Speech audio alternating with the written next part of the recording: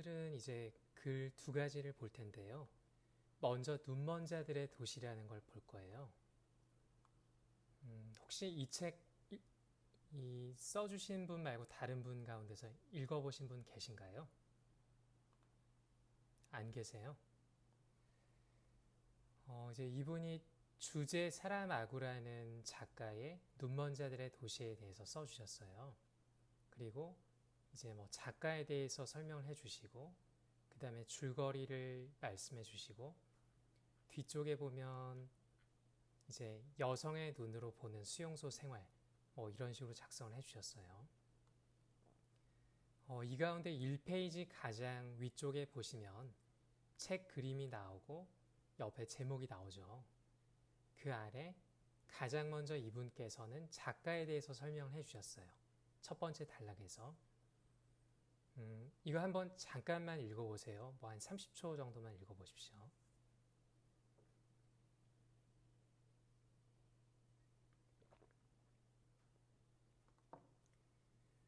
첫 번째 단락을 읽어보시니까 어떠신가요?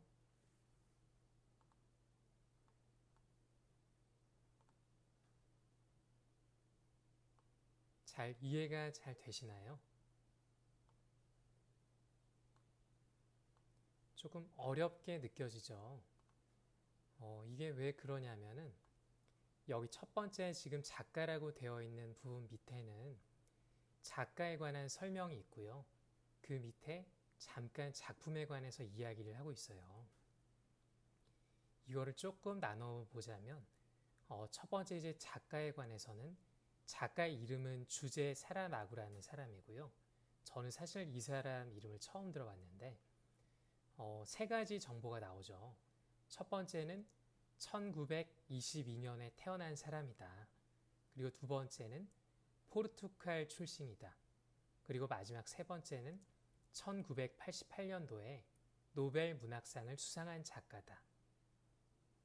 그런데 여기 첫 번째 줄에서 이러한 세 가지의 정보가 우리들에게 잘 전달되지가 않아요. 왜냐하면 이 앞에 영어로 치면 관계대명사절을 사용해서 이 수식절이 길기 때문에 그 주어가 아주 뒤쪽으로 가버리죠. 그래서 이제 이거를 조금 더 나는 쉽게 바꾸겠다라고 하면 주제 사람아구가 앞으로 올 수도 있고요. 아니면 이 하나의 주제 사람아구라는 주어 앞에 수식어가 두 개 있던 것을 하나만 쓰고 그 주어 뒤에 또 하나의 수식어를 또 쓸 수가 있겠죠. 뭐 이런 형태로도 할 수 있죠. 또 두 번째는 작품에 관해서도 설명하고 계신데요. 우선 작품의 제목은 눈먼 자들의 도시라는 작품입니다. 여기에 관해서도 세 가지의 정보를 담고 있어요. 첫 번째는 이 작품이 집필된 시기가 언제인가 하는 건데요. 이거는 연도로 따지자면 1995년, 이 작가 나이가 70세를 넘긴 나이에 쓴 소설이라고 해요. 이제 집필 시기에 관한 설명이죠. 그리고 두 번째는 이 소설이 소설 가운데서도 어떤 장르인가, 장르에 관한 설명이 나오죠. 이분은 환상적인 리얼리즘 소설이라고 했어요. 그 다음에 세 번째는 작품의 특징이 나오는데요. 이거는 이 글을 쓴 작가의 어떤 주제의식, 문제의식 이런 것들이 반영된 건데 여기서는 인간 본성에 대해서 강한 의문을 던지는 작가의 문학 세계를 가장 잘 표현했다. 이렇게 되어 있는 거죠. 그러니까 여기서도 작가에 관한 정보, 그 다음에 작품에 관한 정보가 각각 세 가지씩 나오는데 이게 약간 혼재되면서 우리에게는 명료하게 전달이 안 되는 거죠. 그러면 이거를 약간 고쳐서 조금 더 쉽게 표현하면 어떻게 될까? 밑에 이제 제가 그냥 간략하게 한번 써봤습니다. 이것도 다양한 방식으로 작성을 할 수가 있는데요. 그 가운데 이제 몇 개의 방법만 보여드리는 거죠. 첫 번째 작가에 대해서는 주제 사람아구라는 이 주어 앞에 첫 번째는 수식어가 하나만 온 경우에요. 원래 위에 본문에서는 초고에서는 수식어가 두 개가 왔죠. 그래서 여기는 포르투갈의 작가 주제 사람하고는 이까지가 주어죠. 주절이죠. 그리고 그 밑에 서술어가 나오는 부분을 두 개로 나눠 놓은 거예요. 하나는 1922년에 태어났죠. 두 번째는 1988년에 노벨 문학상을 수상했죠. 뭐 이렇게 쓰는 방법이 있고요. 또 하나는 1922년에 태어났고 1988년에 노벨 문학상을 수상했으니까 이거를 연도별로 조금 쪼개봤어요. 그래서 1922년 포르투갈에서 태어난 작가 주제 사라마고는 1988년 노벨 문학상을 수상했다. 이렇게 되는 거죠. 이거 이외에도 다양한 방식으로 할 수 있는데요. 그 가운데 이제 지금은 두 가지만 설명을 해드렸습니다. 이거는 본인이 작성하기 쉬운 거, 그리고 독자에게 전달되기 쉬운 방법으로 자유롭게 표현을 해주시면 될 것 같습니다. 그리고 이제 두 번째는 작품에 관한 설명인데요. 이것도 이제 아까 세 가지가 있다고 했죠. 그래서 여기서는 그냥 연도를 앞에 넘겨봤어요. 1995년 그는 이제 주제 사람하고는 70을 넘긴 나이에 눈먼 자들의 도시라는 작품을 집필했죠. 그런데 이 소설이 어떤 특징을 갖고 있냐면 우선 장르는 환상적인 리얼리즘 소설이고 또 특징을 말하자면 인간 본성에 대해 강한 의문을 던지고 있는 작가의 문학 세계를 가장 잘 표현한 작품이라는 평가를 받고 있다. 이제 이런 식으로 한번 바꿔봤어요. 그래서 보시면 이 눈먼 자들의 도시라는 서평을 써주신 이 수강생 분의 초고와 지금 제가 고친 글을 한번 비교해 보시면 어떤 면에서 조금 더 이해가 쉽게 되는지, 그리고 독자들에게 조금 더 쉽게 전달되는지 이거를 한번 확인하실 수 있을 것 같아요. 그래서 나는 이러이러한 측면을 이런 식으로 바꿔야지 라고 약간 생각을 할 여지가 있을 것 같아요. 그리고 이제 두 번째 문단을 보면 줄거리에 관해서 말씀을 해주셨어요. 이걸 한 3문단 정도로 구분해서 쓰셨더라고요. 그래서 이제 처음에는 1문단은 그냥 전제로 시작이 되는 거죠. 이 글이 어떤 글인가 봤더니 이런 거예요. 만약 이 세상에서 우리 모두가 눈이 멀고 단 한 사람만이 보게 된다면 이란 가상의 설정으로 이야기는 시작된다. 이게 뭐냐면 작가라는 존재는 세상에 무엇이든지 없는 것도 자유롭게 만들어낼 수 있는 존재죠. 글 안에서. 그래서 이 작가가 한번 상상의 나라를 펼쳐본 거예요. 이게 현실의 바탕을 뒀을 수도 있고 아니면 지금 현실에 있지는 않은데 자기가 평소에 하고 있던 생각을 한번 공상을 통해서 만들어 본 거죠. 그래서 이 사람하고라는 사람은 어떤 생각을 해봤냐면 다음과 같은 상상을 한번 해볼 수 있지 않을까? 근데 그게 어떤 상상이냐면 세상의 모든 사람들이 눈이 멀어요. 맹인이 되는 거죠. 근데 단 한 사람만 이전처럼 세상을 그대로 볼 수 있는 거죠. 이거 되게 좀 재미있고 신선한 주제 같아요. 그래서 이제 두 번째 문단에 어떤 게 나오냐면 그런 세상을 살아가는 7명의 주요 인물이 등장해요. 그래서 당연히 이 가운데 지금 한 명은 앞을 볼 수 있다 그랬고 나머지 6명은 앞을 볼 수 없다 그랬죠. 그래서 여기에서는 앞을 볼 수 있는 유일한 사람은 안과 의사의 아내이고 나머지 6명, 그러니까 여기서 신호등 앞에서 갑자기 눈이 먼 한 남자가 있고 그 눈이 먼 남자의 아내가 있고 또 젊은 여자가 있는데 그 젊은 여자는 결막염으로 인해서 검은색 색안경을 쓴 사람이죠. 또 노인도 한 사람이 있는데 백내장 수술을 앞두고 한쪽 눈에 이제 검은 안대를 쓴 그런 노인이 있고 또 아까 이야기한 안과 의사가 있고 사팔뜨기 소년이 있고 이렇게 앞을 볼 수 있는 사람 1명과 맹인이 6명이 있는 거죠. 그럼 이제 당연히 이 소설이 전개될 때는 앞을 볼 수 있는 사람이 이야기를 주도해 나가겠죠. 그 말하자면 안과 의사의 아내분이 앞을 볼 수 있으니까 그 사람의 이 렌즈, 눈을 통해서 소설이 전개가 되겠죠.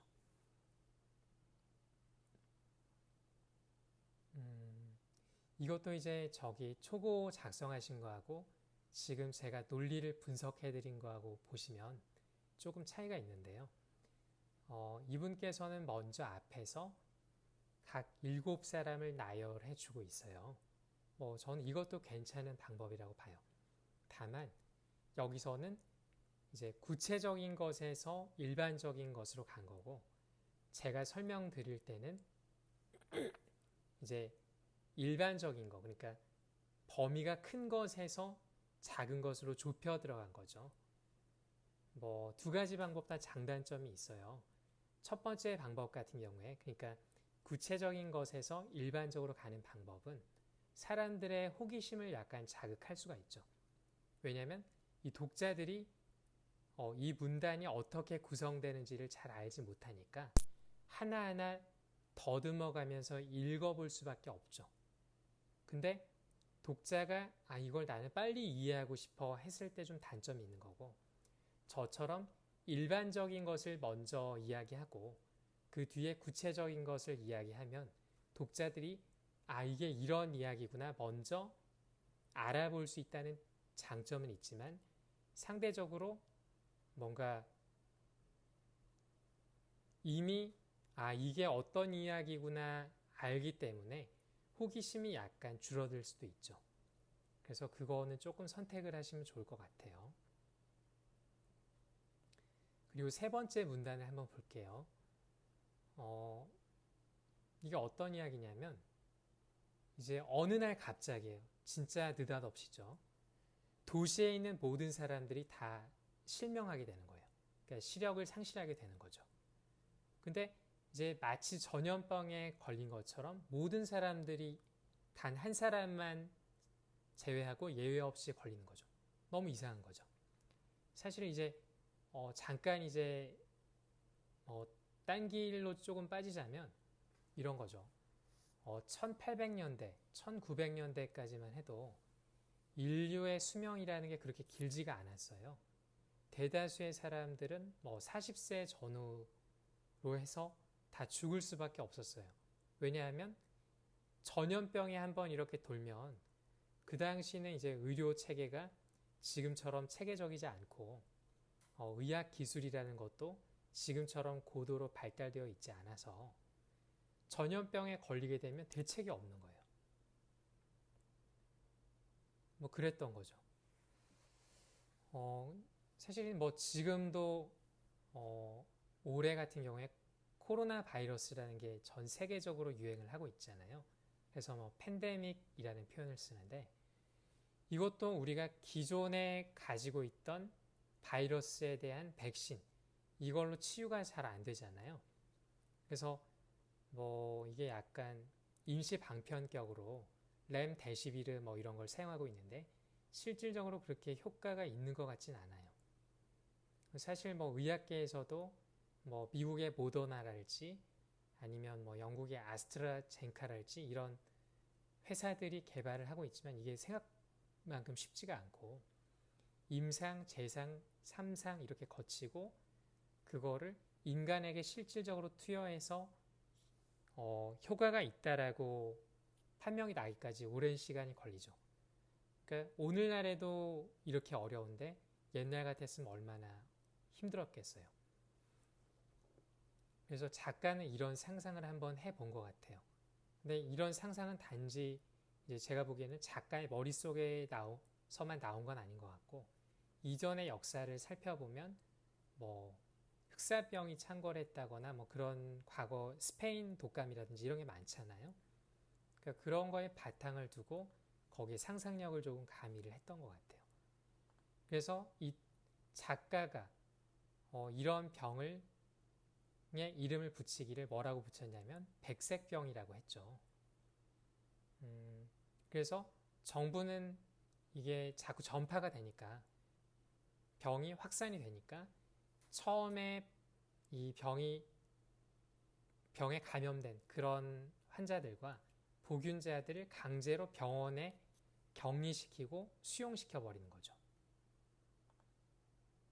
근데 그럼에도 불구하고 외부에서 끊임없이 발병자들이 유입이 되죠. 그러니까 뭐 오늘날에도 마찬가지죠. 경우에 따라서는 국가가 경제가 너무 안 좋으니까 우리 국가를 봉쇄할 수는 없어. 그래서 이제 열어두는 국가가 있는가 하는 반면에 이제 베트남 같이 의료 체계가 다소 좋지 못하고 빈약한 이런 곳들은 아예 국경을 폐쇄해 버렸었죠. 그래서 여기서도 외부에서 발병자들이 많이 유입되니까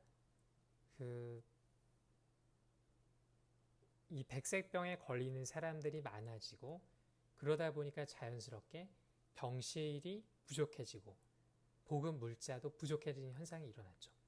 사실 이제 우리나라가 의료 체계에 있어서는 선진국이라는 평가를 받고 있지만 지금도 코로나 바이러스 환자가 과거보다는 많이 증가하면서 병실 부족 현상이 나타나고 있죠. 게다가 이제 그 의대 쪽에서는 의대 정원을 확대하겠다라는 정부의 방침에 반발을 하고 단체 행동을 통해서 일부 의사들의 경우에는 휴진을 하는 경우가 많아졌죠. 그러니까 이런 문제들이 일어난 거죠. 사실은 이제 오늘날하고 크게 다를 바는 없죠. 근데 여기서 이제 차가 난 건 뭐냐면 아까 백색병이 걸려서 격리 수용소에 수용을 해놨더니 여기에서 어떤 문제가 드러나냐면 인간 그 특유의 본능들이 드러나는 거죠. 이거는 마치 제가 이거 잠깐 읽으면서 제가 이 책을 읽어보진 않았지만 이분께서 작성해 주신 초고를 보고 제가 과거에 읽었던 빅터 프랭클이라는 사람의 죽음의 수용소라는 책이 생각이 나더라고요. 그것도 이제 아우슈비츠라는 곳에 수감이 되어서 수용소 생활을 하는 사람들의 본능이 적나라하게 드러나는 거죠. 그래서 이 작가, 그러니까 빅터 프랭클이라는 사람의 생각은 어땠냐면 그런 거죠. 거기서 어떤 사람은 살아나오고 어떤 사람은 살아남지 못하는데 대부분의 사람들은 살아남지 못하죠. 근데 거기에서 살아남은 사람들이 인간적으로 봤을 때 생존력이 뛰어날지 모르겠지만 인간적으로 봤을 때는 그렇게 꼭 좋은 사람들만은 아닌 것 같다. 뭐 이런 이야기를 하죠. 그래서 이제 작가는 이런 격리 수용소에 갇힌 사람들의 본능이라든가 이런 것들이 적나라하게 드러나는 현상을 통해서 인간의 존엄성이 상실되어가는 모습이랄지 아니면 인간의 무지랄지 이런 것을 이야기하고 싶어 한 것 같아요. 근데 이 초고를 써주신 분께서 거기에 관해서 구체적으로 어떤 거다라고는 이야기를 안 하셔서 제가 정확하게는 잘 모르겠어요.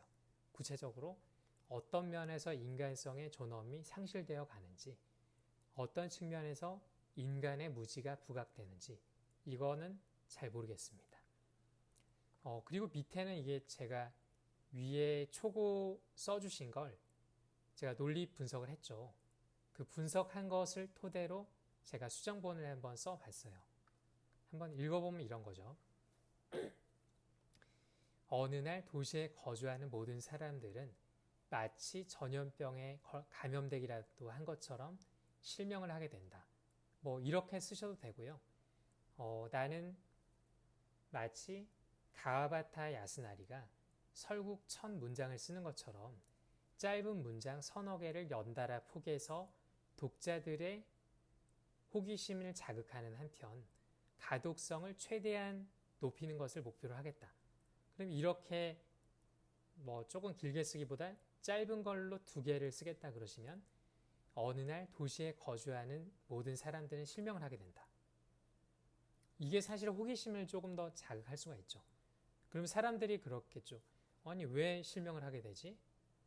그리고 이제 뒤에 약간 비유를 들어서 마치 전염병에 감염되기라도 한 것처럼. 그럼 또 뭔가가 나올 것 같죠. 뭐 어떤 방법을 사용하셔도 좋아요. 그리고 나서 이제 정부가 뭔가 이야기를 하죠.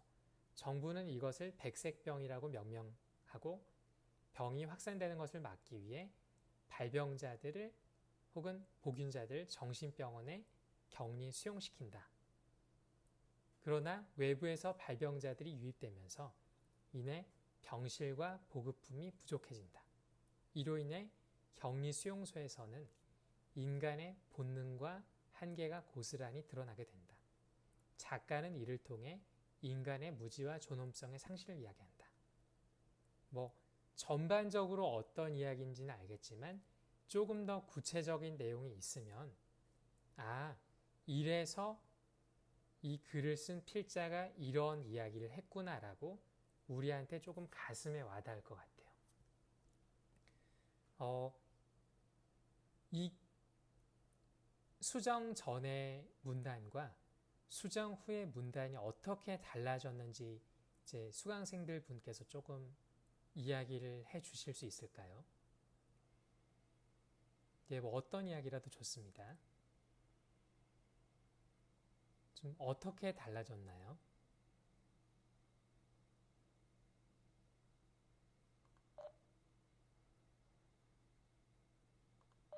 예, 마이크 켜시고 편하게 말씀해 주시면 될 것 같습니다.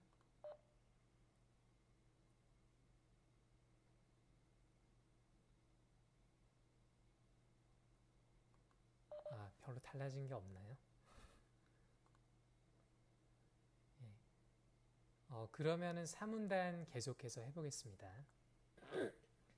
한 30초 정도 드릴 테니까 3문단 한번 읽어보시겠어요?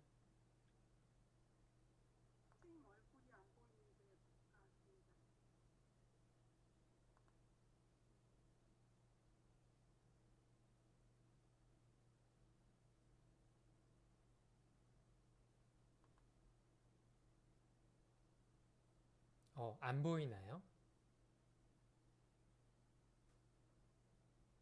여보세요? 강사님 이제 잘 보입니다. 잘 보여나요? 예. 방금 저기 3문단 한번 읽어보셨죠? 이게 대략 어떤 내용인지 잠깐 말씀해 주시겠어요?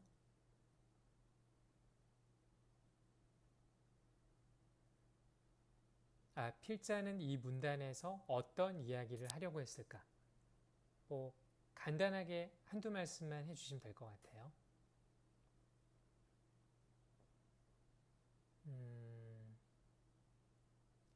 그리고 그럼 한번 같이 보죠. 이 필자가 도대체 어떤 이야기를 하려고 했는지 한번 보죠. 앞에서 이 필자분께서 격리소 수용소 안에 맹인들을 가둬놓으니까 그 안에서 사람들의 본능이 고스란히 드러난다고 했죠. 근데 여기서 필자는 작가가 이 안에서 선과 악을 이야기하고 싶었다고 이야기했어요. 또 그 안에 가둬놓으니까 인간이 가지고 있는 모순에 대해서 이야기하고 싶다고 했어요. 그래서 여기서 이 책에 나오는 본문 302페이지에 있는 인용문을 제시를 하죠. 그런데 이 인용문의 내용이 뭐냐 하면 이런 거예요. 악에서도 선이 나오는 것은 드문 일이 아니다. 그러나 선에서도 악이 나올 수 있다. 상당히 멋있는 말이죠. 상당히 멋있는 말이죠. 이런 거예요. 어떤 사람이 조금 극단적인 비유지만 살인죄를 저질렀어요. 살인죄를. 어떤 이유에서인지 모르겠지만 중범죄를 저질렀는데 결코 용서받지 못할 중범죄를 저질렀는데 그러면 그 사람은 일반적으로 봤을 때 사회적으로 마땅히 지탄받고 경멸을 받아야 되는 악인임에는 틀림없죠. 근데 그 사람 내면에는 과연 악만 있을까라고 생각을 해보면 그 사람은 아마 속으로는 엄청 후회를 하고 있겠죠. 내가 도대체 왜 그런 중범죄를 다시는 용서받지 못할 그런 죄를 저질렀을까? 그럼 어때요? 그 지고의 악이라고 불리는 그 극악 안에서도 약간의 선이 있는 거죠. 뉘우치는 마음이 있으니까. 근데 또 반대의 경우를 한번 해보죠. 내가 가령 이제 사업을 해서 돈을 많이 벌었는데 그 돈의 일부를 사회에 기부를 하고 싶어 해요. 근데 기부를 하고 싶은데 그냥 몰래 이름 없이 기부하려니까 너무 아까운 거예요. 나는 좋은 일을 했는데 왜 좋은 일을 하면서도 익명으로 해버리면 사람들이 나를 칭찬하지 않죠. 사람들 눈에는 내가 기부한 게 보이지가 않죠. 그러니까 나는 이름을 꺼내놓고 모든 사람들이 알아주는 가운데서도 내 재산의 일부를 기여하겠다. 이건 뭐예요? 내 돈으로 다른 사람들을 돕겠다는 선한 마음이 있는데 거기에서도 내가 그 사람들로부터 인정받아야 되겠다. 그런 마음이 있는 거죠. 이걸 악이라고 볼 수는 없지만 선 가운데서도 그 행위에 반대되는 마음이 싹이 트는 거죠. 그러니까 이게 선과 악이라고 할 수도 있고 뭐 모순이라고 할 수도 있는데 이 글을 써주신 분께서 제가 방금 말씀드린 의도로 글을 쓰신지는 잘 모르겠어요. 자, 그럼 지금 여기까지가 격리소, 수용소 안의 이야기예요. 그리고 뒤에는 수용소 밖의 이야기가 나와요. 그러니까 안에는 구속과 압제가 있는 곳이고 격리소, 수용소 밖은 자유가 주어진 세상이에요. 그럼 일반적으로 봤을 때 완전히 다른 세상이죠. 근데 이 글을 써주신 분께서는 뭐라고 말씀하시느냐면 비록 격리, 수용소 밖은 자유가 주어지지만 사실은 수용소 밖도 수용소 안과 별반 다르지가 않다. 그러면 왜 다르지가 않느냐에 대한 이유가 나와야 되죠. 근데 이제 이분께서 써주신 글만 봐서는 왜 수용소 안과 밖이 다르다고 했는지 정확하게는 잘 모르겠어요. 그러면서 어떤 걸 제시해 주셨냐면 뭐 하이에나를 닮은 개들, 썩어가는 쓰레기, 사람과 동물의 배설물, 시체 더미 뭔가 이렇게 안 좋은 거죠. 안 좋은 거.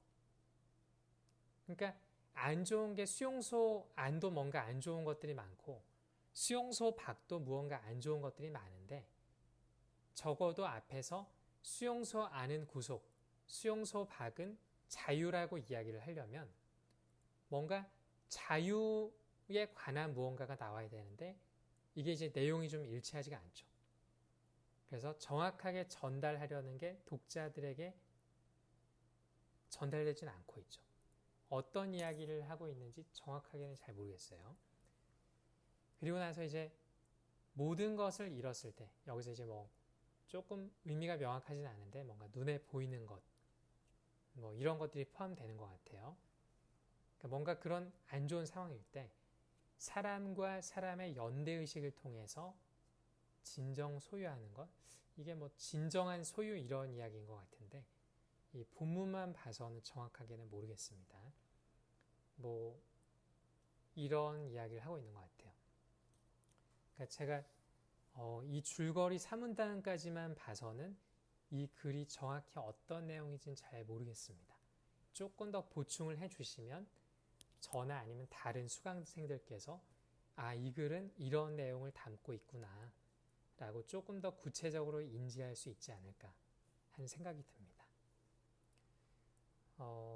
제 뒷부분에 있는데요. 제가 이 뒷부분은 정리를 못해서 다음 시간에 뒷부분을 다시 하도록 하고요. 오늘 이까지 한 거 중에 혹시 질문이 있다거나 아니면 지난 한 주 동안 집에서 이런 책을 읽고 이런 글을 쓰고 이런 고민을 해봤는데 잘 풀리지 않았다던가 잘 이해가 되지 않았다던가 하는 부분이 있으면 저한테 좀 말씀을 해주셔도 좋고요. 아니면 나는 지난주에 이런 공부를 해서 이런 지식을 얻었고 이런 감동을 받았는데 혼자만 가지고 있기엔 조금 아쉬워서 다른 분들과 공유를 하고 싶다. 이런 것도 아주 좋습니다. 제가 이름을 호명하거나 그러면 좀 사실 불편하죠. 이게 고등학교도 아니고 그냥 자유롭게 말씀을 해주셨으면 좋겠습니다. 부담 가질 거 전혀 없으시고요.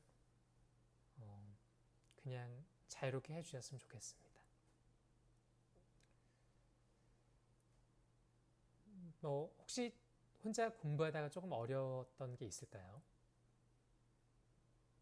저기, 강사님, 제가, 지난 한 주간 쓴 글이 한 편이 있어서 실은 어떻게 보내드릴까 고민을 했던 네, 내용이 있어요. 네네. 네, 그 주제는 그 에듀테크라고 하는 제가 관심 분야의, 아, 내용을 가지고 잘 모르시는 분들한테 알기 쉽게 설명을 해드리는 그런 내용이었는데, 네네. 실은 이제 주제를 조금 거시적으로 잡아서 경제라고 해서 에듀테크가 지금 그 비대면 원격 강의 시대에 떠오르는 이슈다라고 하면서 그 벤처 캐피털 투자를 그 미국과 중국에서 많이 하고 있다. 이제 그런 내용으로 그래프 소개를 하고 한 10여 분간 실은 영어 발표를 했었어요. 근데 그러셨군요. 제가 긴장이 됐는지 제가 제대로 많이 10분 동안 분량의 원고를 다 외우지 못해서 길게 포즈를 하고 또 제대로 설명을 못한 게 있어서 많이 후회도 되고 그래서 그러셨군요. 제 스피치 부분, 혹은 원고 준비 방법에 있어서 혹은 문제가 무엇이었을까를 조금 강사님께 말씀드리고 개선안을 조금 듣고 싶어서 피드백을 좀 요청드리는 부분입니다. 예, 그러면 그거 나중에 메일로 보내주시면 제가 다음 시간에 네, 다른 분들하고 같이 한번 보고요. 이제 간략하게만 말씀드리면 많은 분들이 네, 어떤 발표를 하기 전에 미리 네, 글을 작성해 놓고 그 글을 외워야 된다고 생각을 하세요. 그러면 네, 우리의 기억력이라는 건 한계가 있죠. 그리고 외웠을 때 가장 큰 부작용이 뭐냐면 나중에 발표장에 가서 떨리잖아요. 사람이란 존재가. 네, 내가 무언가를 잘해야 되겠다라고 하면 떨리죠. 어떤 현상이 일어나냐면 네, 첫 줄이 생각이 안 날 수가 있어요. 그럼 맞아요. 문제가 뭐냐면 나는 첫 줄부터 외웠기 때문에 첫 줄이 생각 안 나면 둘째 줄로 가야 되는데 이게 잘 안 돼요. 사람들이. 그러니까 네, 내용을 통째로 외우는 것보다는 그 내용을 구조적으로 자르는 거예요. 간혹 나는 크게 한 세 가지로 이야기한다. 그럼 세 가지 커다란 덩어리를 만들고 그 커다란 세 가지 덩어리 안에도 각각 가령 두 가지 이야기를 한다. 그러면 3 곱하기 2 6개잖아요. 네, 그럼 이거를 3등분을 처음에 하고 첫 번째에서는 두 가지 이야기를 한다. 두 번째는 두 가지 이야기를 한다. 세 번째도 두 가지 이야기를 한다. 그리고 마지막에 정리를 한다. 이렇게 되면은 이게 뭉뚱그려서 하는 것보다는 암기에 대한 부담이 줄어들죠. 그렇죠. 그러면은 내가 1번 문장부터 30번 문장까지 다 외워야 되면 얼마나 힘들겠어요. 순서대로 다 외워야 되니까. 근데 이제 이거는 큰 덩어리는 세 가지가 1번이 뭐였고 2번이 뭐였고 3번이 뭐였다. 먼저 머릿속에 이걸 넣어놓는 거죠. 나는 오늘 세 가지의 이야기를 하겠습니다. 1번, 2번, 3번이 있습니다. 그 가운데 첫 번째는 무엇과 무엇에 대한 이야기입니다. 그러면 우선 무엇에 대한 이야기를 먼저 해보겠습니다. 그리고 나서 두 번째 이야기를 해보겠습니다. 그리고 나서 이제 이까지가 첫 번째 이야기였습니다. 그리고 두 번째 이야기는 뭡니다. 그게 탁탁 잘라서 이야기를 하는 거죠. 그리고 잘라놓고 그렇게 이야기하면 다소 딱딱해 보이잖아요. 네. 이렇게 잘라놓은 것을 부드럽게 연결시켜주는 작업을 하는 거죠. 그러니까 글도 그런 거예요. 우리가 처음 글을 쓸 때는 이렇게 쓸 수가 없어요. 왜냐하면 머릿속에 뭔가가 뒤죽박죽 혼재되어 있고 혼돈 상태에서 무언가를 하는 거잖아요. 근데 이것을 종이 위에 이렇게 타이핑을 치거나 손으로 글로 적었을 때는 머리 안에 있던 아이디어들이 쏟아져 나오죠. 그러면 이 아이디어 간의 유기적인 관계를 만들어내는 거예요.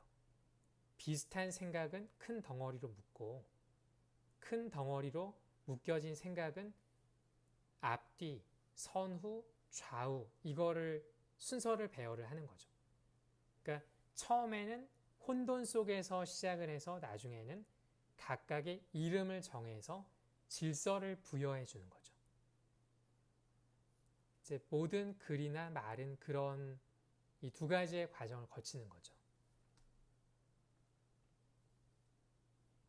이거는 선생님께서 나중에 메일을 전송해 주시면 제가 분석하고 정리를 해서 다음 주에 다른 분들하고 같이 공유를 하도록 하겠습니다. 한강에 소년이 온다라는 걸 같이 한번 봤었죠. 보시면 여기에 1페이지부터 2페이지는 지난번에 제출해 주신 초고이고요. 그 다음에 3페이지부터 8페이지까지는 거기에 대해서 제가 분석을 해드렸어요. 그리고 여기서 9페이지 이후에는 이번째 이분께서 두 번째 원고를 제출해 주신 건데 첫 번째 제출해 주신 원고하고 어떤 차이가 있는지 한번 꼼꼼히 보시면 도움이 될 것 같습니다. 같이 한번 살펴볼게요. 우선은 1문단 한 30초 정도 드릴 테니까 간략하게 한번 훑어보십시오.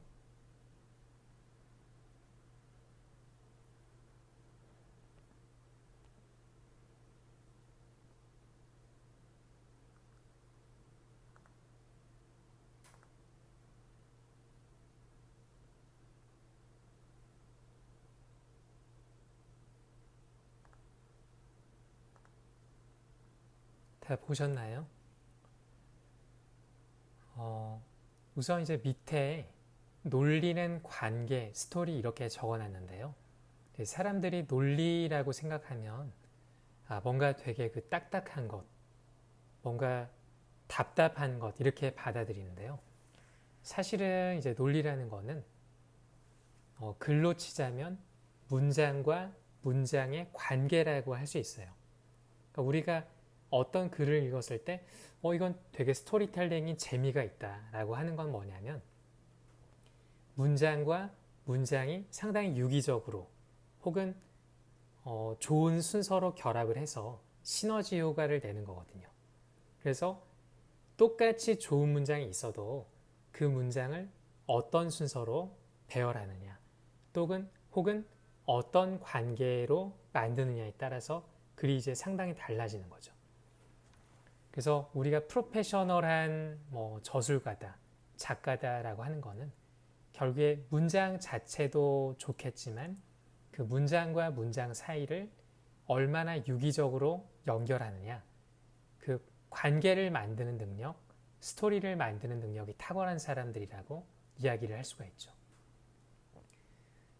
여기 1문단을 우선 전제와 결론의 구조로 한번 만들어 볼게요. 그럼 이분께서 필자께서 대한민국 국민의 한 사람으로 살고 계시죠. 그랬는데 또 마치 이방인인 것처럼 동남아 사람이 될 수도 있겠고 미국 사람이 될 수도 있겠고 또 유럽 사람이 될 수도 있겠죠. 마치 나는 대한민국 국민과는 전혀 동떨어진 그런 이방인처럼 5.18 민주화 운동에 무관심했었죠. 이제 과거에 나는 이런 사람이었다라는 게 나오는 거죠. 그리고 나서 어떤 계기를 통해서 내가 거기에 관심을 갖게 된 거죠. 자, 이러면은 뭔가 연결이 되잖아요.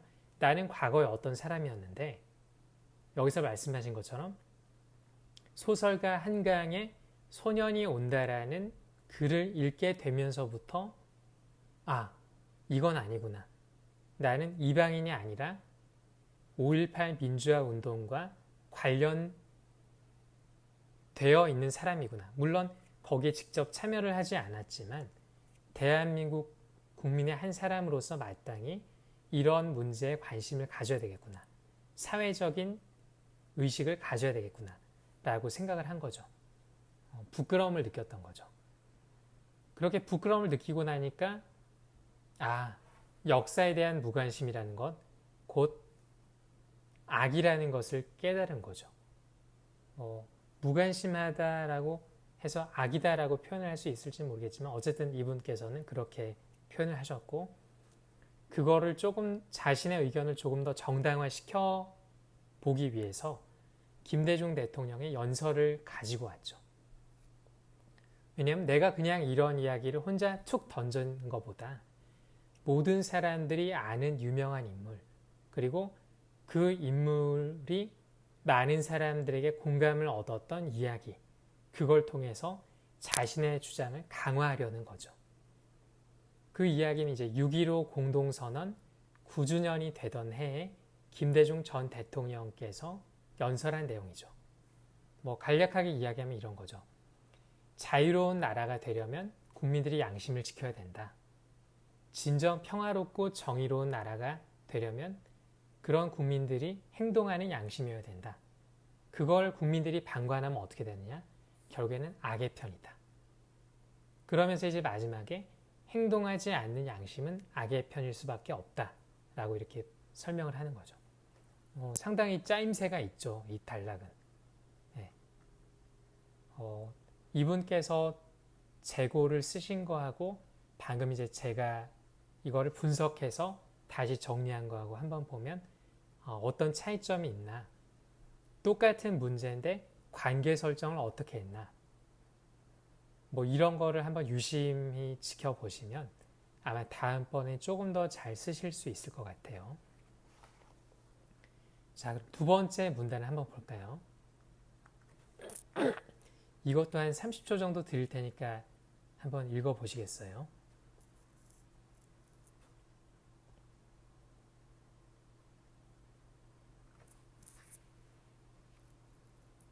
네, 한번 읽어보셨어요? 저는 이거를 이분이 의도한 건 아니지만 그냥 자문자답의 형태로 한번 바꿔봤어요. 왜냐하면 우리는 사람이기 때문에 사람에게 관심이 많아요. 근데 글 안에서 이 글을 쓰고 있는 작가가 사람이구나라고 나타내주는 게 몇 개가 있는데요. 그 가운데 앞문단에서 이 필자가 사용했던 인용문, 이 인용문이라는 건 이제 큰 따옴표 처리가 되잖아요. 그럼 사람들이 큰 따옴표를 보는 순간 이 안에는 무언가 사람과 사람 사이에 대화가 있구나 혹은 인용구가 있구나라고 주목을 하게 돼요. 그리고 또 하나는 뭐냐면 누군가가 질문을 하고 또 다른 누군가가 거기에 관해서 답변을 할 때 사람들은 관심을 갖게 돼요. 그래서 여기서는 그냥 제가 임의로 자문자답의 형식으로 한번 바꿔봤어요. 이제 그러면 이 필자가 왜 그동안 5.18 민주화 운동에 대해서 관심이 없었을까 생각을 해보니까 이 필자는 자기 자신이 5.18 민주화 운동의 피해자는 나와는 다른 사람이야. 그러니까 자와 타, 나와 남을 분리하는 생각이 은연중에 갖고 있었고 그런 생각을 은연중에 갖고 있었기 때문에 우리나라 국민의 한 사람이긴 하지만 나와는 무관한 사람이다라고 보이지 않는 경계선을 그어두었던 거죠. 그러니까 광주 시민 가운데 한 사람이 그냥 죽었나 보다. 이렇게 약간 싸늘한 이성적인 차가운 눈으로 바라봤던 거죠. 그러다가 이 한강 작가의 소년이 운다라는 작품을 읽고 나니까 그게 아니었던 거죠. 5.18 민주화 운동을 했던 사람들 그리고 그 운동으로 인해서 희생양이 되었던 피해자들은 모두 나와 똑같은 대한민국 사람이고 나와 밀접한 관련을 가진 사람들이라는 새로운 눈을 얻은 거죠. 자, 그러다 보니까 어떻게 돼요? 거기에 인식이 바뀌니까 감정이 바뀌죠. 뭐 감정이 바뀌어서 인식이 바뀔 수도 있고 인식이 바뀌어서 감정이 바뀔 수도 있죠.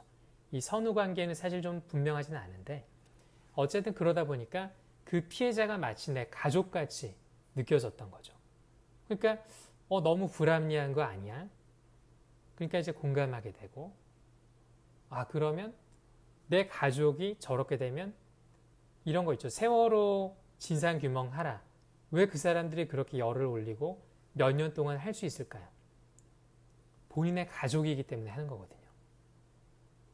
물론 거기에 이제 자원봉사자들도 있겠습니다만은 그분들하고 가족들은 이제 전혀 마음가짐이 다르죠. 내 가족이 그렇게 되면은 억울하고 원통하고 비통해서 거기서 천막 치고 자리 깔고 누워서 그렇게 하는 거죠.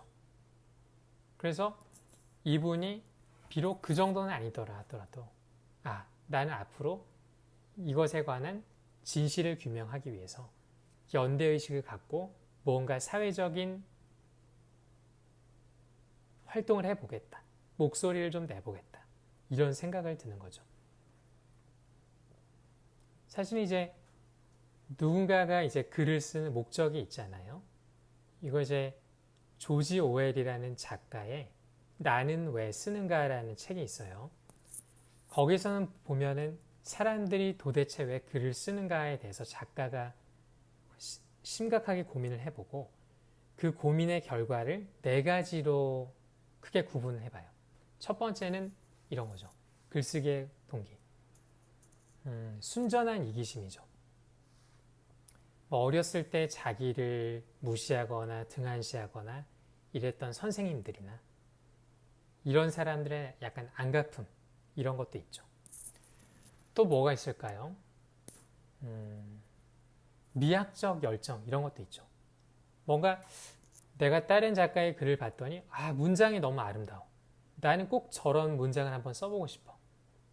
가령 이제 뭐 세르반테스라는 스페인의 작가가 돈키호테라는 소설을 썼는데 거기 보면 펜은 마음의 혀다 뭐 이런 비유가 있죠. 펜? 혀? 뭔가 곰곰이 고시워 보면 되게 의미심장하죠. 나도 저런 비유를 한번 써보고 싶어. 이런 미학적인 열정이 있는 거죠. 또 어떤 게 있을까요? 조지 오웰은 3번째로 역사적인 충동을 들어요. 뭔가 인간이라는 거는 영원한 존재가 아니죠. 기껏해야 100년도 잘 못 사는데 그 안에서 나라는 존재가 나중에 흩어지고 뼈가루로 흩뿌려질 때 그러면 내 삶에 어떤 의미가 남을 수 있을까? 그러니까 책을 쓰고 글을 쓴다는 거죠. 그래서 실제로 미국 같은 경우에는 국민들의 70%가 자서전을 쓰고 싶어 한대요. 왜냐하면 인생의 후반으로 갈수록 사실 인생이라는 게 뭔가 그렇게 아주 의미 있거나 그런 게 아니잖아요. 그렇기 때문에 그 안에서 최대한 의미를 구하면서 의미를 부여하면서 살아가야 되는 거죠. 그러다 보니까 마지막에는 그런 걸 쓰고 싶어 한다는 거죠. 나는 비록 죽지만 내 작품을 통해서라도 내 글을 통해서라도 역사에 남고 싶다. 이런 충동이 있는 거죠. 또 4번째는 정치적인 목적이 있는 거죠. 한국으로 치면 이제 유시민 작가가 나는 왜 글을 쓰는가 라고 했을 때 김훈 작가는 자기 표현을 위해서 글을 쓰겠다라고 했는데 유시민 작가는 거기에 관해서 약간 언급을 하면서 자기는 정치적 목적을 위해서 글을 쓴다라고 했죠. 제 기억이 정확한지는 모르겠지만 그 책 제목이 자기 표현의 기술인가 뭐 그랬던 것 같아요. 이제 그런 목적을 갖고 쓸 수 있는 거죠. 사실 이 조지 오웰이라는 작가도 정치적인 목적을 가지고 글을 썼던 사람 가운데 한 사람이죠. 그렇기 때문에 굳이 현란한 수사와 유려한 문체를 사용해서 나는 글 잘 쓴다 이런 걸 뽐내기보다는 상대적으로 조금 명쾌하면서 직설적인 말을 하죠. 어쩌면 그래서 정치학이나 사회학이나 이런 것에 관심 있는 사람들이 조지 오웰을 아주 좋아했을지도 모르겠어요. 그리고 실제로 조지 오웰이라는 작가의 대표작인 동물농장이랄지 1984랄지 이런 책들은 상당히 많이 팔리죠. 대중적으로 히트를 치는 거죠. 그럼 이제 세 번째 문단을 한번 보겠습니다. 이것도 제가 한 20초 정도 드릴 테니까 한번 읽어보세요.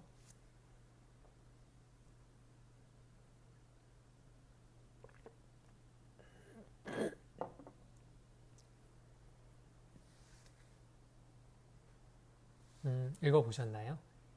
잠깐 이제 앞에 거를 잠깐 말씀드리자면 제가 조금 전에 이 문단에서 했던 조지 오웰이라든지 글쓰기의 동기랄지 이런 거는 그 느리고 깊은 글쓰기 유튜브 채널에 들어가시면 동영상으로 제작을 해뒀고요.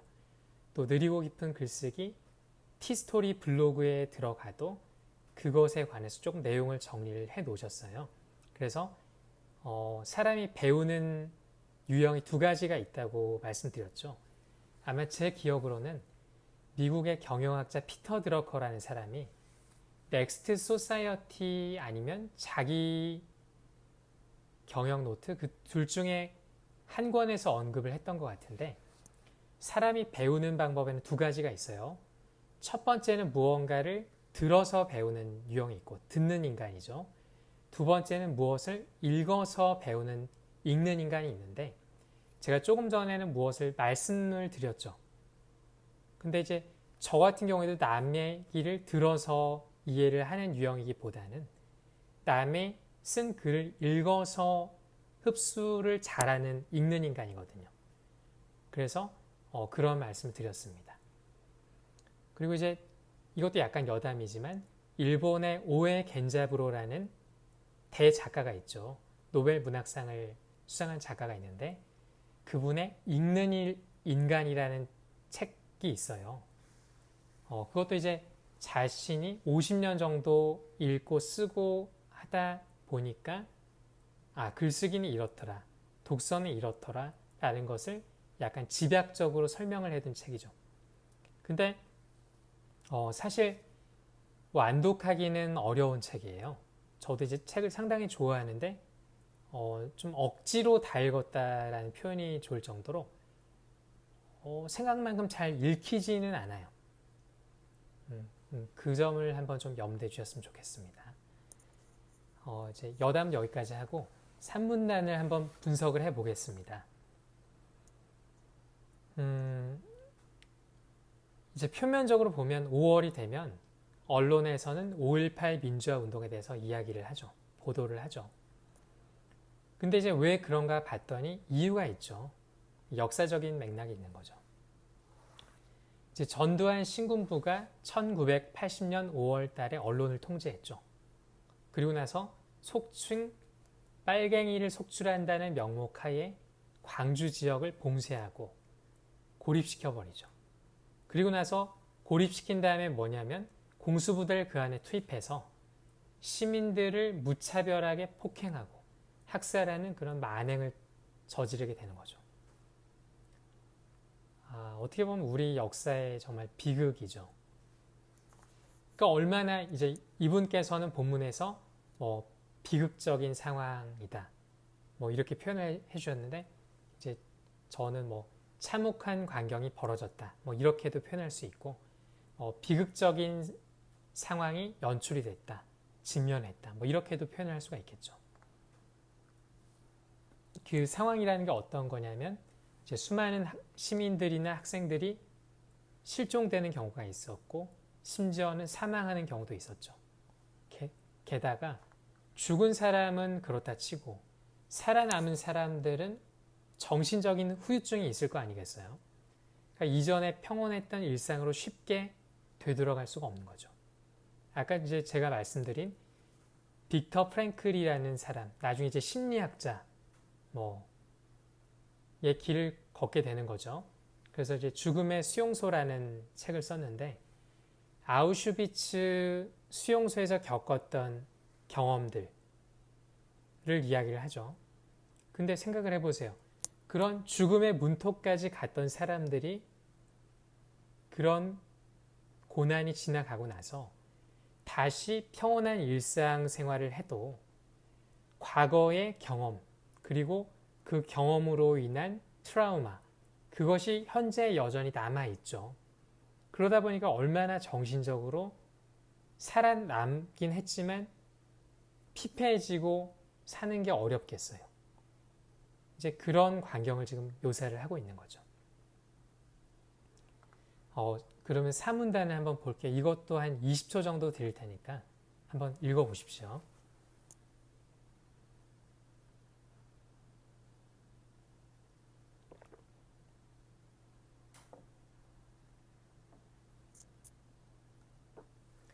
자, 여기도 보면 전제 결론으로 한번 나눠서 볼게요. 이제 이분의 경우에는 첫 번째 문장에서는 5.18 민주화 운동은 광주 시민들이 신군부에 맞서다 희생이 된 사건이다. 광주가 피해자이다. 이런 식으로 했잖아요. 그러니까 여기서 광주가 피해자였다는 것을 강조하는 느낌이 들어요. 그래서 저는 순서를 조금 바꿨고 광주 시민들, 그래서 광주를 조금 더 강조하는 느낌을 주려고 했어요. 수정한 건 이런 형식이에요. 첫 번째, 광주는 피해자였습니다. 이게 이제 주장이죠. 두 번째, 왜 피해자였냐면은, 혹은 앞에 거를 조금 더 구체적으로 이야기를 한다면, 광주 시민들은 5.18 민주화 운동을 주도하며 신군부에 맞서다가 희생양이 되었습니다. 그러니까 첫 번째 문장의 주어는 광주가 되고 두 번째 문장의 주어는 광주 시민들이 되는 거죠. 그러니까 광주 점층법을 사용하면서 강렬한 느낌을 주려고 하는 거죠. 반복해서 사용하면서. 그러니까 이 얼마나 가슴 아픈 역사인가. 그렇죠. 뭐 이렇게 표현을 하셔도 되고 나는 내가 가슴이 아픔으로써 독자들에게 이 가슴 아픈 걸 전달하는 방법도 있고, 또 아니면 나는 가슴 아프다는 이야기를 하지 않지만 사실적으로 현상을 묘사함으로써 독자에게 그 묘사한 장면을 통해서 독자가 가슴 아프게 만드는 두 가지의 방법이 있죠. 여기서 이 필자분은 첫 번째 방법을 사용을 한 거죠. 자, 그러면 이제 뒤에는 또 어떻게 나오냐면, 광주는 지금도 정치 헤게모니에 이용되고 있죠. 그래서 어떤 사람은 이런 뉴스에 나오는 이런 보도를 통해서 광주에 더 관심을 갖기도 하죠. 왜? 사람이란 게 어떤 이야기가 계속 반복적으로 뇌에 쇠뇌가 되면 이거 중요하구나 인식을 할 수가 있죠. 근데 오히려 이 필자분은 너무 언론에 자주 나오니까 이게 보기 싫은 거예요. 오히려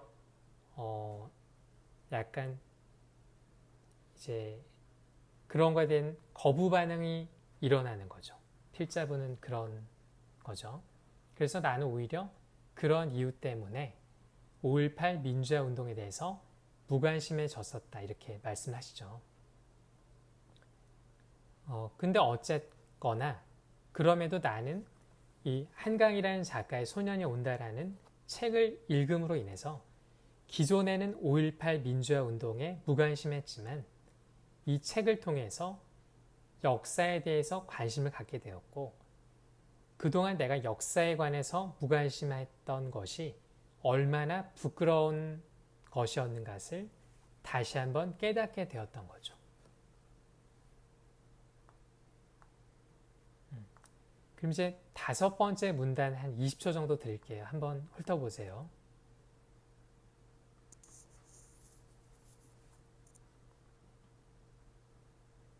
자, 여기선 이런 이야기를 하고 있어요.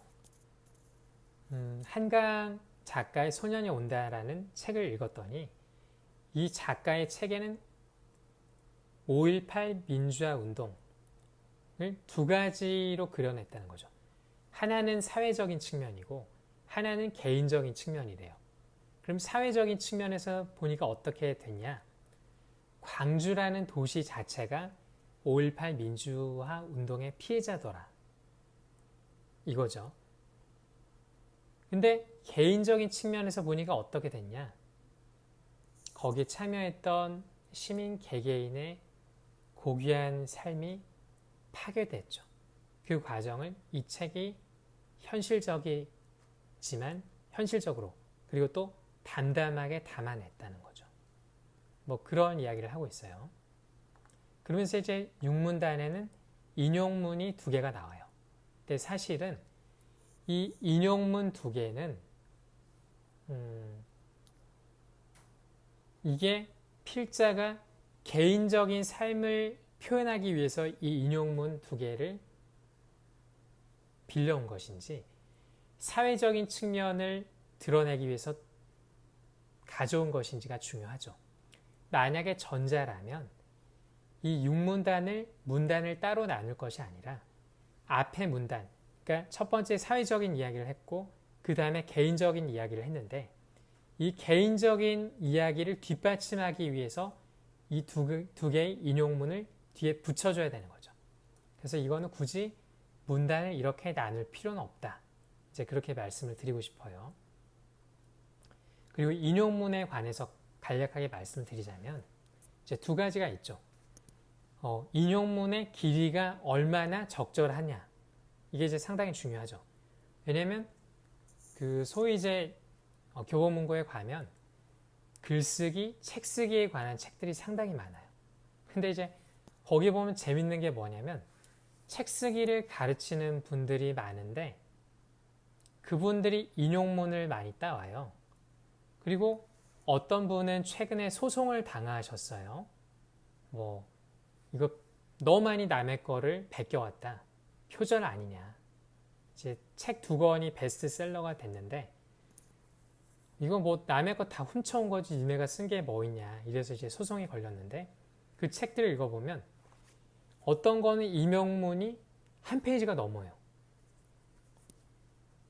그래서 이제 나중에 뭐 아직 어떻게 되는지 모르겠습니다만 전체 페이지 중에 40페이지 이상은 표절이다. 뭐 이런 이야기를 하죠.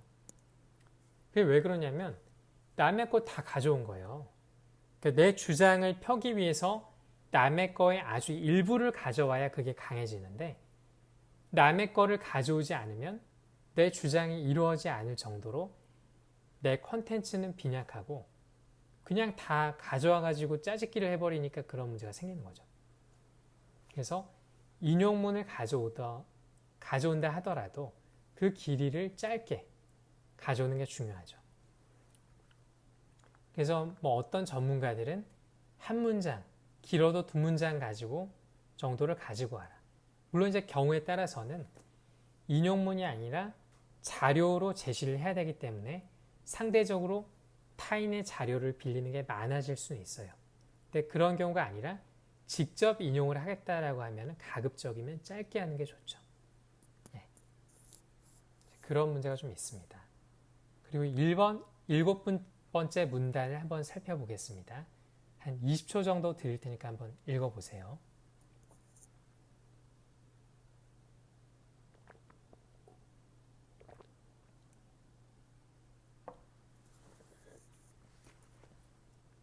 자, 한번 살펴보겠습니다.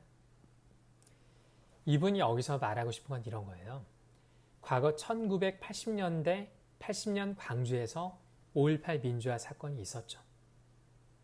2009년에는 어떤 사건이 있었냐면 기존이 광주였다면 2009년에는 서울에서 용산 사태가 발생했죠. 그리고 뭐 또 그 이후에도 여러 가지 사건이 있었을 거예요. 이분이 얘기하고 싶은 건 이거죠. 시대는 달라졌고 장소도 달라졌지만 그럼에도 불구하고 2020년인 지금도 여전히 그런 악습은 시대와 장소와 형태를 바꿔서 계속해서 재발하고 있다는 거죠. 다시 발생하고 있다는 거죠. 문제가 되는 거죠. 물론 이걸 어느 한순간에 바꿀 수는 없지만 조금씩 역사가 진보하면서 시민들의 의식이 조금씩 각성하면서 이 변화가 일어나는 거죠. 그 이분 생각에 민주주의를 나무에 비유하셨어요. 그러면 민주주의라는 나무는 도대체 뭘 먹고 자라느냐? 나무는 비료나 영양분을 먹고 자라는데 이분이 생각하시기에 민주주의라는 나무는 시민의 관심을 먹고 자란다는 거죠. 비유가 재미있죠. 그래서 시민들이 역사에 무관심하면 민주주의는 당연히 퇴보할 거죠. 그러니까 민주주의라는 나무는 고사한다는 거 이제 말라 죽는다는 거죠. 잘 자라지 않을 거죠. 혹은 끝끝내 열매를 맺지 못한다. 뭐 이런 표현을 할 수도 있겠죠. 근데 시민들이 역사에 깊은 관심을 쏟는다면, 그러니까 비료를 잘 주고 양분을 잘 공급해주고 적당한 수분도 공급해준다면 민주주의라는 나무는 마침내 꽃을 피우고 열매를 맺을 수 있을 거라는 거죠. 네, 이렇게 끝을 내고 있죠. 그렇죠. 뭐 이런 표현을 할 수가 있고, 뭐 이쪽 부분은 잘 쓰신 것 같아요. 이제 여기서 내가 이분이 재고를 쓰신 것과 수정 후에 글이 변한 게 어떻게 달라졌나, 어떤 게 이해하기 쉬운가, 독자 입장에서 한번 살펴보고, 내가 작가라면 이렇게 써야지. 한번 계속 그런 식으로 생각을 좀 해 주셨으면 좋겠습니다. 이제 그러면서 조금씩 발전해 나가는 거죠. 사실 글쓰기라는 게 빠른 시간에 눈에 띄는 성장을 하기에는 상당히 어렵죠. 괄목상대하기는 상당히 어렵지만 이렇게 조금씩 연습을 하다 보면은 글쓰기에 적합한 사고로 내 사고 회로가 조금씩 변해가는 거죠. 이제 오늘 글 분석은 여기까지고요. 질문이 있으시다거나 하시고 싶은 말씀이 있으시면 마이크를 켜시고 편안하게 해주시면 될 것 같습니다.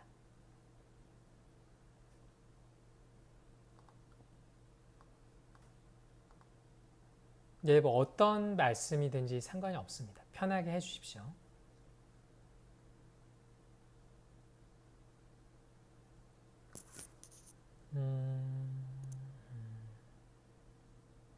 본인이 지난 한 주간 읽었던 책에 대한 이야기도 좋고요.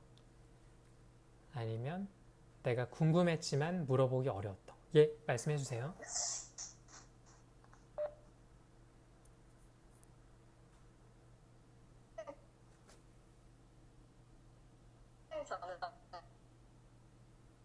저는 저번 주에 이거 읽었어요.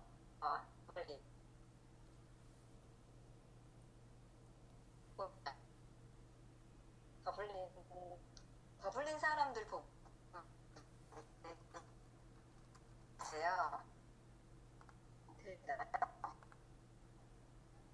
멈췄나요?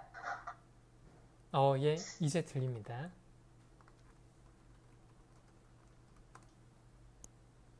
안 보여가지고.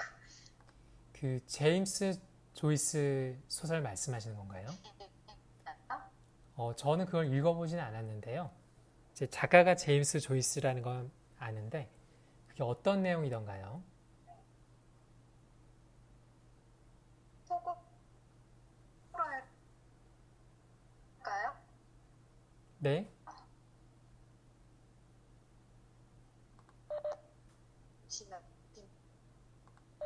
아니요?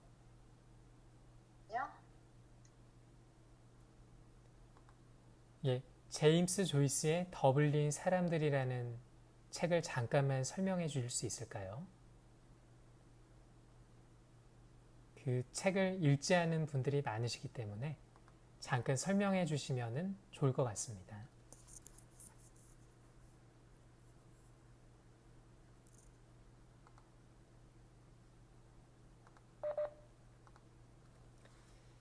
제임스 조이스의 더블린 사람들이라는 책을 읽어보지 않으신 분들이 꽤 계신 것 같아서 그 책이 어떤 내용인지 간략하게 좀 설명을 해주시면 좋을 것 같습니다.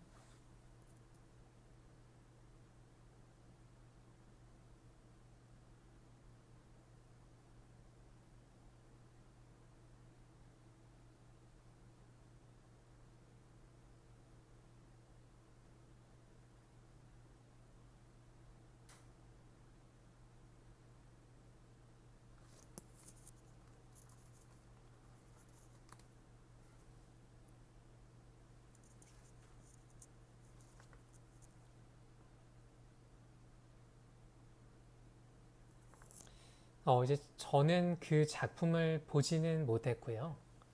이제 뭐 제임스 조이스라는 작가를 그렇게 잘 아는 건 아니지만, 그분의 책 가운데 뭐가 가장 유명하죠? 율리시스라는 책이 있어요. 예, 율리시스라는 책이 있는데 그 책이 상당히 난해하기로 유명하죠. 왜 난해하냐면 독자들이 처음 읽었을 때 잘 이해가 안 돼요. 왜냐하면 그 사람이 머릿속에 가지고 있는 이야기를 그냥 의식의 흐름에 따라서 하기 때문에. 그래서 이런 것도 이제 국가에 따라서 조금 다르게 이야기를 하는데요. 미국에서는 프리라이팅이라 그래서 자유롭게 쓰기 이렇게 이야기를 하기도 하고, 독일에서는 뭐 쉬지 않고 쓰기 뭐 이런 표현을 쓰고요. 그 이제 프랑스 쪽에서는 조금 다르게 이야기를 해요. 자동 기술법. 또 다른 쪽에서는 의식의 흐름 기법 이런 식으로 이야기를 하죠. 그러니까 뭔가 그냥 자기가 생각나는 대로 막 쓰는 거죠. 그러니까 의식의 안에서, 의식의 흐름 속에서. 그러니까 어떻게 보면 프랑스의 앙드레 브루통이라는 작가가 고안한 자동 기술법이나 이 제임스 조이스가 이야기하는 의식의 흐름 기법이나 이런 것들이 그 이전에는 일반적이지는 않았어요. 그러니까 어떻게 보면 이런 사람들이, 유럽 사람들이 기존의 작가라면 마땅히 따라야 될 법칙, 규칙 이런 것들을 약간 허물기 시작한 거죠. 그래서 그게 뭐 프랑스, 독일, 미국 이런 식으로 이제 전파가 되고, 그게 이제 미국의 책이 우리나라에 번역이 되면서 프리라이팅이라는 게 우리나라에서는 뭐 자유롭게 쓰기, 뭐 혹은 뭐 의식의 흐름 기법, 자동 기술법 뭐 이런 식으로 쓰게 되는 거죠.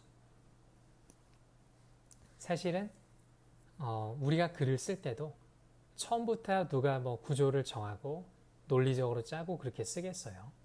물론 뭐 학자들은 그렇게 하겠지만 일반 사람들은 혹은 소설가들은 그렇게 쓰지 않거든요. 그래서 자유롭게 마음껏 많이 써보는 거. 형식이나 틀에 구애받지 않고. 이게 가장 첫 번째 단계고, 이 단계에서 어느 정도 글을 쓰는 힘을 얻으면 그 다음 단계가 뭐냐면 이런 게 있어요. 자유롭게 쓰긴 자유롭게 쓰지만 소재를 특정 소재로 한정한다든가 범위를 한정한다든가, 그래서 처음에는 마구잡이로 자유롭게 썼던 것을 범위를 줄여서 자유롭게 써보는 거죠. 뭐 이런 것도 방법이 될 수가 있죠. 그러면서 초점이나 폭을 조금씩 줄이면서 무언가 내가 앞으로 써나갈 글이 무엇인지 조금씩 드러나게 되는 거죠. 뭐 그런 일련의 과정들이 있습니다. 일단은 한번 읽어보시고, 뭐 한두 번 읽어선 사실 이해가 잘 안 될 수도 있어요. 그러면은 그 글을 해석해 놓은 비평가들의 글을 읽어보는 것도 좋은 방법 같아요.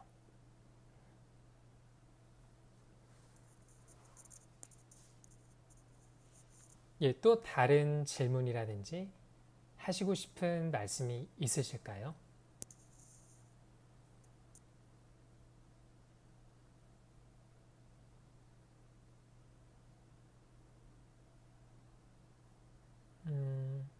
이거 약간 여담인데, 제임스 조이스라는 사람들, 그 작가를 도서관의 사서들은 상당히 좋아한대요. 그래서 그 사람의 율리시스 훌륭하지. 더블린 사람들 유명하지. 그렇게 하는데 어느 날 조사를 해본 거예요. 그 도서관 사서들을 대상으로 사서들 가운데 율리시스를 읽은 사람이 얼마나 되는가를 조사해 보니까 거의 대부분의 사람들이 읽지를 않았대요. 그러니까 어떻게 전에 들은 이야기, 카더라 통신을 통해서 그 책은 이런 책이지 라고만 알 뿐 실제로 그 책을 읽은 사람들이 별로 없는 거죠. 그래서 어떤 작가는 고전이라는 게 뭐냐라고 했을 때 고전은 많은 사람들이 그 책의 작가와 이름은 알고 있지만 대부분의 사람들이 그 책을 실제로는 읽은 적이 없는 책, 그 책을 고전이라고 한다. 아마 제 기억이 맞다면 이게 마크 트웨인이 그랬던가 뭐 아마 그럴 거예요. 듣고 보니까 또 일리가 있더라고요. 예, 또 혹시 다른 질문이나 하시고 싶은 말씀 있으실까요? 뭐 그냥 부담 갖지 마시고 뭐 사소한 질문, 쓸데없어 보이는 질문 이런 거 가능합니다. 왜냐면 이제 여러분들이 또 다른 곳에 가서 이런 질문을 던졌을 때 또 답변을 받기가 쉽지도 않고 그런 기회가 또 많지도 않거든요. 그래서 쓰잘데기 없는 것도 상관없고 이거 너무 잡스럽지 않을까 뭐 상관없습니다. 네. 용기를 내주세요. 안녕하세요. 네네. 그 제임스 조이스나 도스토옙스키나 다 의식의 흐름으로 썼긴 했는데 저는 그 두 작가를 다 좋아해요. 근데 지금 현대시가 그런 의식의 흐름을 따라서 하는 것 같아요. 그래서 굉장히 현대시는 더 의식의 흐름을 따르다 보니까 너무 어려워가지고 맞아요. 할 수 없는데 제가 알고 싶은 건 그렇다면 나중에 명작으로 남을 건 현대시에서도 옛날 고전, 우리가 지금 쓰는 서정시나 서사시나 이런 것이 남을까요? 지금 하는 좀 이상한 날개처럼 그런 무의식의 세계의식가 남을까요?